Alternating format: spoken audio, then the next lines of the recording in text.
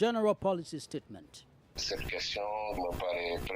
This question seems very mature to me, especially since we do not yet know the date of the declaration of the general policy, Prime Minister Ousmane Sonko. Violent confrontations between police and protesters in Conakry claim 2 lives. Human rights activists and victims of Gambia's Yaya Jammeh welcome the passage of 2 bills by the National Assembly to deliver justice. Like they call it special court, special prosecutor's office. These are special and it requires funds to make it possible. Not only funds but also infrastructure. But I understood that there are a lot of promises from the European Union and different organizations. Nigeria's anti-graft agency grills more than 13 former ministers and governors for alleged embezzlement of over $637 million. Stay tuned for details of these stories and more. You are listening to West Africa Democracy Radio, broadcasting from Dakar, Senegal.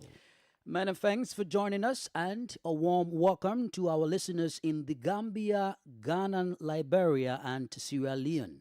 We begin this edition with Senegal as the debate on a possible motion of censure is taking place over Prime Minister Ousmane Sonko's general policy statement, whose date is unknown. It all started to overcomment by the government spokesman on a private radio station during the weekend. According to Mustafa Sarr, opposition MPs are obliged to take account of the results of the presidential election of March 24, 2024, so as not to be disowned by the people. This statement angered the Benobok Yaka parliamentary group, which reacted in a press release. Abdullahi Hassan tells us more. Meeting yesterday at the National Assembly, the MPs of the Benobok Yaka parliamentary group reviewed their new mission as members of the opposition.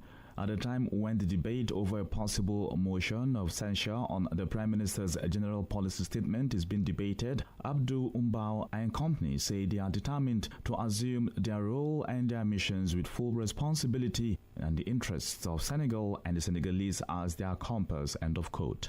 This note from the BBY parliamentary group is far from putting pressure on the camp opposing the government. For Aib Daffy, MP for the PASTEF party, their priorities lie elsewhere. This question seems very mature to me, especially since we do not yet know the date of the declaration of the general policy, Prime Minister Ousmane Sonko. What motivates us currently is to get to work. Senegalese have expressed themselves democratically, peacefully, and we can visit the President of the Republic, Bassirou Diomaye Faye, who presented the project to Senegal and is in the process of putting it in place. We are currently working on it. What really motivates us is how to contribute to the implementation of this project as a parliamentarian.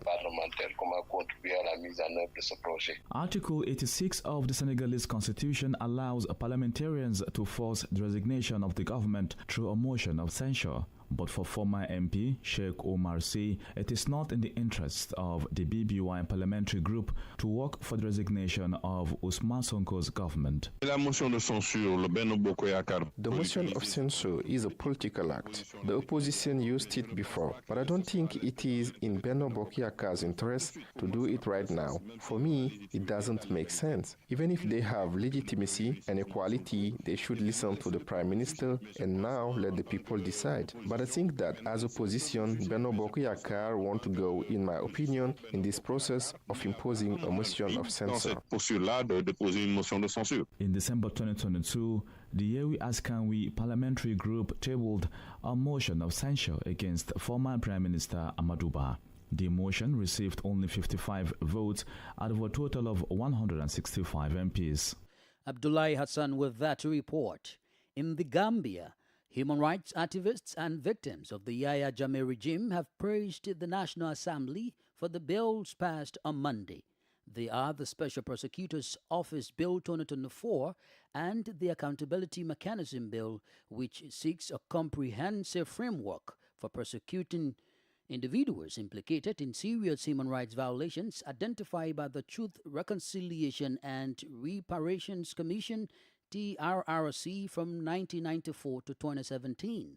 On the other hand, the Special Prosecutor's Office bill aims to establish the Office of the Prosecutor, who shall be tasked with investigating and prosecuting cases involving serious human rights violations during Jamaat's era. The bills were welcomed and supported by a majority of the parliamentarians who highlighted their importance in the quest for providing justice. However, Baba Hadara, a publisher whose father was killed during Jamaat's regime, believes the struggle is so far commendable but fears the walk to justice remains. To go to the next step, yeah, of course, it's possible that it will take more time again, because I understood there are like a lot of issues with also the partners that will help to make it possible by granting them all these resources, because they need resources. In Sierra Leone, I understood that for their own, it took a lot of millions of dollars. And I don't think that Gambia so far, they have what is needed. But I understood that there are a lot of promises from the European Union and from the United States, different organizations, like they call it special court, special prosecutor's office. These are special, and it requires funds to make it possible. Not only funds, but also infrastructure. So all these things teaches us a little bit to be a bit patient about it, and make sure that always to remind government that, yeah, we're still here and we're waiting. Baba Hadara is a publisher whose father was killed during Yahya Jammeh's regime in the Gambia. Security forces in Guinea are on a high alert after two young teenagers lost their lives during violent clashes between the police and protesters. The demonstration was against electricity load shedding in the capital, Conakry. The police crackdown has been condemned by rights activists who are calling on the transitional authorities to launch swift investigations into the recurrent shootings during social political marches in the country. Here's Imo Edit with the details in this report by WADR's Tenno Afa Ibrahim Manbade in Conakry. Amadou Sarah Ba, age 16, and Musa Kamara were shot dead in the Itoya neighborhood in the Ratoma commune. According to the victims' relatives, the police opened fire while maintaining order. Mamadou Kali Diallo, director of the Country of Democracy Without Violence, denounces this latest police blunder. Al-Seni Sal of the Guinean Human Rights Organization is demanding that an inquiry be opened to shed light on these new cases of death during demonstrations. Already hit by the transitional president's reaction to the handling of the situation is the Director General of the Police, who was dismissed on Monday. General Mamadi Doumbia also ordered a general audit of the energy sector at a time when the country is going through an energy crisis marked by power cuts in the capital Conakry and other major cities. Imo added detail in that report by WADR's Cheno Afal Ibrahim Ambadi in Conakry. More stories coming up on West Africa Democracy Radio. Newslink continues. The first drops of oil from Niger have arrived at the summit crack in Benin through the pipeline which connects the Agadem oil fields land. Benin is expected to receive transit duties and tax revenues per quantity of Nigerian oil crossing the country via the pipeline, which was commissioned in February this year. This is also a crucial step for Niger, which will now be classified among the African countries producing significant oil. A 2019 National Petroleum Plan estimates are based on 90,000 barrels per day for this project, which construction began in September 2019 and cost $5 billion.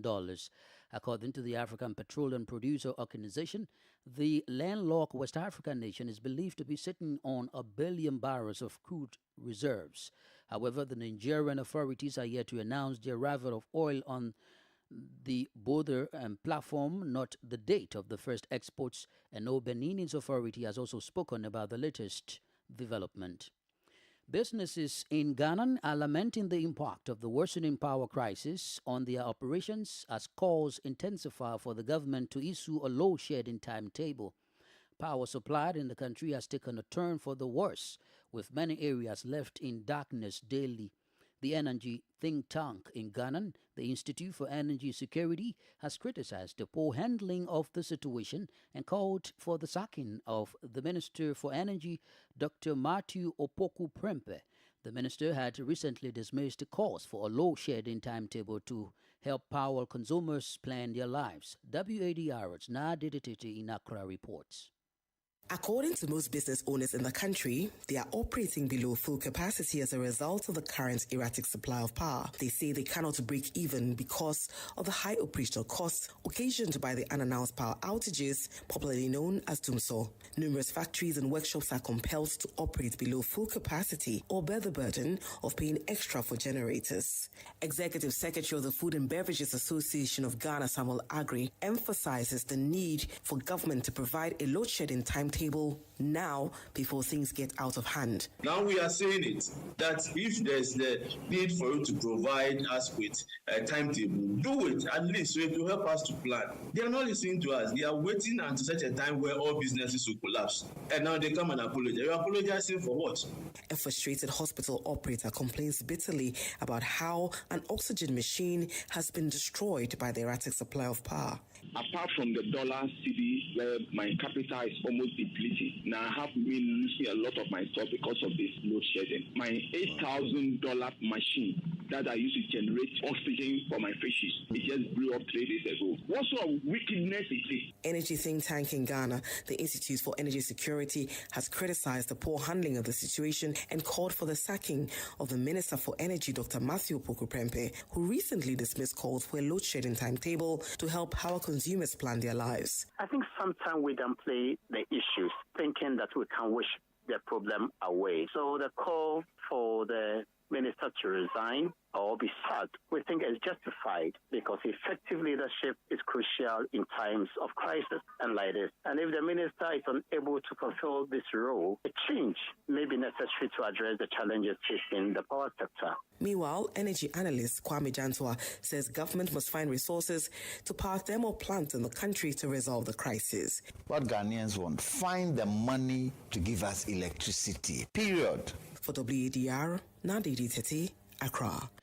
Let's take you to Nigeria, where the Economic and Financial Crimes Commission has arrested the immediate past Minister of Aviation, Hade Sirika. A cabinet official during Muhammadu Buhari's regime has been grilled by Nigeria's anti-graft agency over an alleged $6.3 million money laundering of the Nigeria Air Project, the official airline.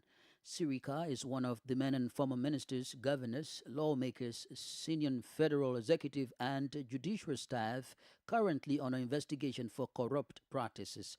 From Abuja, WADR's Usma Umra reports.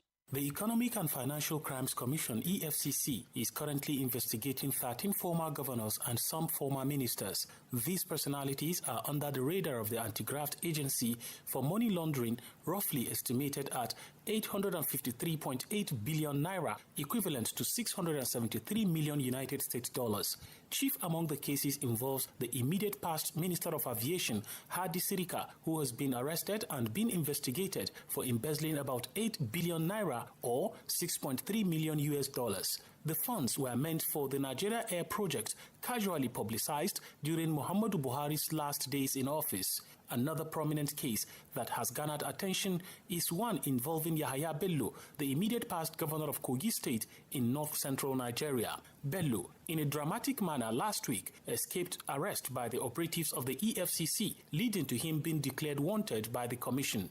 Here is the anti-graft agency chairman, Ola Olukoyede, during a news conference Tuesday. Even if I'm going to lose the case at the end of the day, submit yourself to the rule of law. Let me be sure that, look, I don't get convictions. My job is to investigate and prosecute. Conviction is the responsibility of the court. So nobody come and blame me, I didn't get conviction. Mine is to do my work diligently and leave it to the judiciary.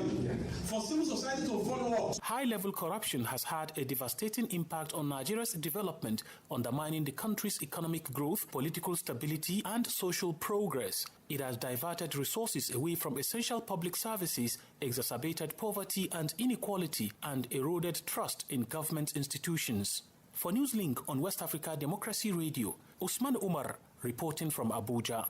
The dismissal of the over 300 agents of Liberia's elite presidential guard, known as the Executive Protective Service EPS, remains a concern. The most recent reaction by the chairman of the House's Committee on National Security, Musa Beliti, who said the decision threatens the country's fragile peace. Recall last week the authorities announced that all of the members of the EPS recruited from 2018 did not meet the minimum qualification to join the elite unit. WADR's Darlington Pogba reports that this same period covered the time of former President George Weah in office. Representative Musa Belete believes the justification provided is unacceptable given the level of security implication the decision has on the peace and stability of the country. I think what is going on in the EPS is unfortunate. It is a secret service entity. It should not be in the media the way it is. That's the first thing. The second thing is I don't agree with the manner in which the officers are being removed. Look, the other agencies of government, the DEA, the police, most of these agencies are recruiting people in a very careless manner. Since you have EPS officers that have not met the bandit, do a report. That's what I thought they were going to do. Some of the aggrieved agents of the EPS have also rejected the allegations. If you don't want us, let us go with proud. Let us go back to society that our people can say, yes, you have worked and then you earn something. From 2018 to 2022, and they say we did not meet the minimum requirement. So do you expect when the next government can empower sack people too? That would not be good for this country. A rest activist and commander-in-chief of the Economic Freedom Fighters of Liberia, Emmanuel Gonkwe, insists such a unilateral decision poses threats to the safety of the president and his team. He is calling for the dismissal of the director of the EPS, Semge. It is a risky situation for the presidency. Why, if we get at the point where they begin to take a non-compliant posture and refuse to provide security for the president might just be in a harsh way. It makes no sense that you wake up in the morning and just dismiss 300 people from the Executive Protection Service. While this development adds to the layers of issues faced by President Joseph Boakar's administration, the legislature is appealing to the aggrieved agents to remain calm, promising to investigate the matter. For Newslink on West Africa Democracy Radio, I'm Darlington Pogba in Monrovia. You are listening to Newslink here on West Africa Democracy Radio, broadcasting on 94.9 FM Dakar, Senegal. Here is a reminder of our top stories. Senegalese Benobok Yaka Parliamentary Group reacts ahead of Prime Minister Sonko's general policy statement. Violent confrontations between police and protesters in Conakry claim 2 lives. Human rights activists and victims of Gambia's Yaya Jammeh welcome the passage of 2 bills by the National Assembly to deliver justice. Still ahead, IMF forecasts a moderate growth in GDP by Burkina Faso in 2024. We do have the press review, guest interview, and sports news. Please stay with us. West Africa Democracy Radio. It's you speaking. Remember, we are streaming live on YouTube at WADR and Facebook, WADR English Service. To news on economy. The economies of countries of the Sahel and also members of the CFA zone were captured by the International Monetary Fund, IMF, in its latest outlook. Burkina Faso is expected to surpass Mali to position itself as the 4th performing economy in the zone. IMF, however, says cumulatively, Mali, Burkina Faso, and Niger will boast of $62 billion this year. Oge Oberika has the rest of the details. The International Monetary Fund in its report revealed that despite Burkina Faso's expected jump, it remains behind the region's leading economy, Côte d'Ivoire, with an expected $86.9 billion in GDP this year. The IMF Regional Economic Outlook, published in April, indicates the Burkinabe economy will grow from $20.3 billion in 2023 to $21.9 billion in 2024. Leading the chart in sequential order are Côte d'Ivoire, Cameroon, and Senegal, followed by Mali. Bamako, which occupied 4th place in the CFA zone with a GDP of $20.6 billion, will therefore fall to 5th place despite an increase in its economy. Mali and Burkina Faso, known for their mineral resources such as gold, have experienced major political and security challenges in recent years that continue to impact their economies. They have also announced their withdrawal from the Common Economic Exchange Area, represented by ECOWAS, a decision whose impact on their GDP has still not been assessed, according to the international lender. benefiting from sustained economic growth and expected boost from oil and gas projects currently in operation. Côte d'Ivoire will continue to hold the leadership of the main economies in the CFA zone. The cocoa-rich nation will cross the 100 billion mark for the first time in 2026. Oge Oberika reporting there. This is the newspaper review. Stay abreast and find out what the top stories are in your country. This is the newspaper review. The newspaper review. Let's now join Sankule Janko in the Gambia for the press review. Hello there and welcome to this edition of the Press Review coming to you from Banjul, the Gambia. Let's begin today's Press Review with the Point newspaper, whose lead story reads, Gambian asylum seekers face deportation to Rwanda as UK approves plan with the photo of the British Prime Minister, Rishi Sunak. And of course, attached with the photo is a group of Gambian migrants standing with their luggage. Transport Union warns drivers ahead of OIC summit. Bankers arraigned over alleged $6 million fraud stealing. DPP tenders victims autopsy reports in alleged PIU Suta case. And this one reads, man who allegedly hacked wife pleads not guilty. Let's move on to the Fourier newspaper, and the lead story on the Fourier newspaper reads, lawmakers passed the Special Prosecutor's Office bill after members expressed divergent views, as you would expect. This is a story that was aired on WADR. Following an intense debates, of course, the lawmakers had to go on as long as midnight to ensure that this particular bill and another one, of course, was also passed with regard to expediting prosecution for Jame-era victims. Land Minister suspends 2 Alcalos, constitutes task force. Alcalo in the Gambia is the village head, and the Minister of Lands has decided to suspend 2 Alcalos who are allegedly involved in illegal land selling. UTG plans to increase tuition fees. This, I assure you, would not be welcoming at all. Students are complaining daily on the lack of equipment and, of course, resources, be it human and lecturers as well. And now they are thinking of increasing tuition fees at the University of the Gambia. This other one reads, man accused of cutting his wife denied charges. Let's move on to the Standard newspaper for today. And the lead story on Standard newspaper reads, UTG proposes increment in tuition fees. And this is the lead story on the Standard newspaper, of course. This story is also published by the Fourier newspaper. And finally, this one reads, suspect pleads guilty to mother.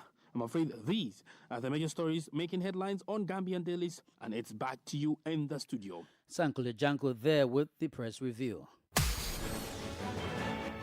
Politics, analysis on major news, social matters, and all. This is A Guest. Let's take you back to our first story about the current debate on the possible motion of censure over Prime Minister Usman Sonko's general policy statement, whose date is unknown. It all started with a comment by the government spokesman on a private radio station during the weekend. The statement angered the Benobok Yaka parliamentary group, which reacted in the press release.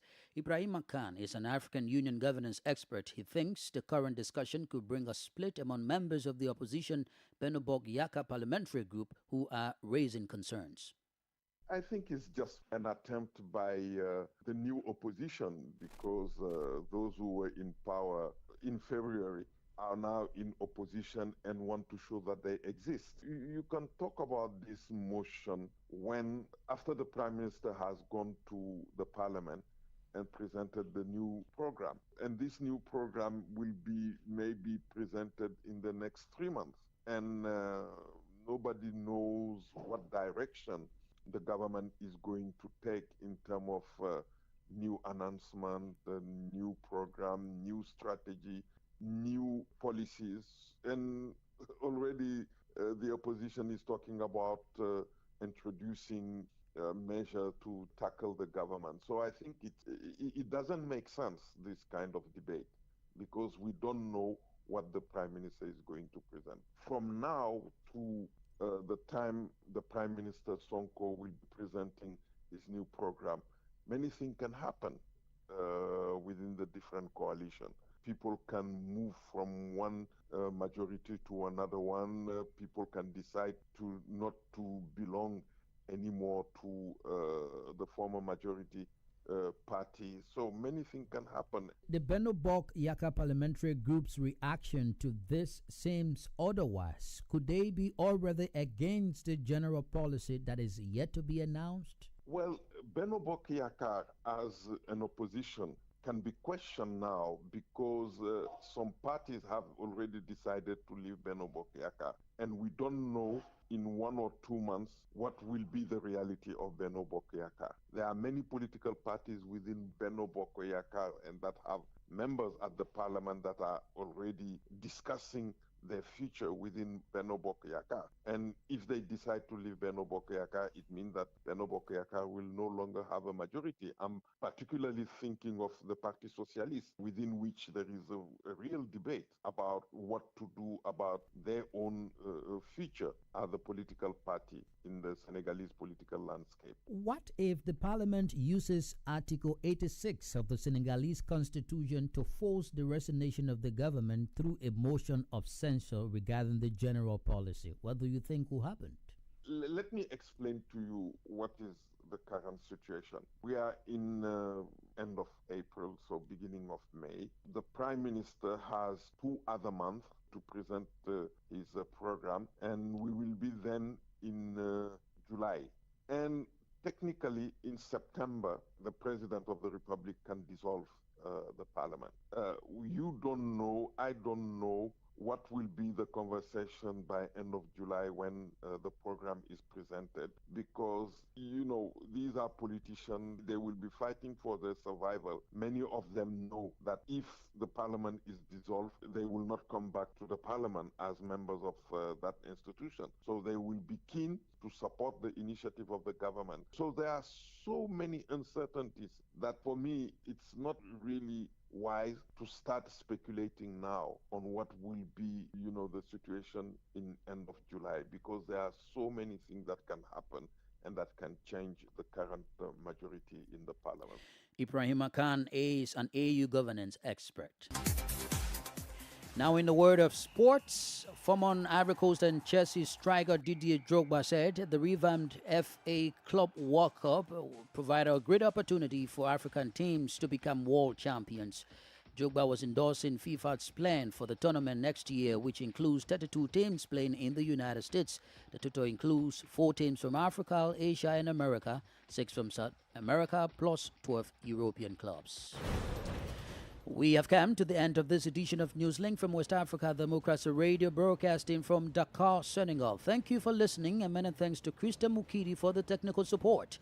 Do interact with us via our social media platforms, X, formerly Twitter, Instagram at WADR News, and on Facebook, WADR English Service. I am Augustine Cully. Good afternoon. And many thanks to you